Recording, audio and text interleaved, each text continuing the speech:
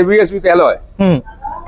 আচ্ছা, তো কত প্রাইস করছো এটা দাদা? এটার দাম রাখা ছিল তোমার 1,90,000। আচ্ছা। আজকে 1,90,000 লাগবো না আজকে। আচ্ছা। আজকে স্পেশাল ডিসকাউন্ট 3,000 টাকা, 1,87,000। এটা 87? কিন্তু হ্যাঁ 87। এটা আচ্ছা। কিন্তু টোটালটা তুমি দেখো ডুয়েল একদম। ডিস্ক এবিএস, আচ্ছা। অ্যালয় হুইল, আচ্ছা। টায়ার ফায়ার বলবো দেখিয়ে দিতে একদম সুন্দর। টায়ারগুলো একটু দেখিয়ে দাও। টায়ারের গুটি অবধি সম্ভবত ওঠেনি, একদম হ্যাঁ, হ্যাঁ। মিন্ট কন্ডিশনে আছে।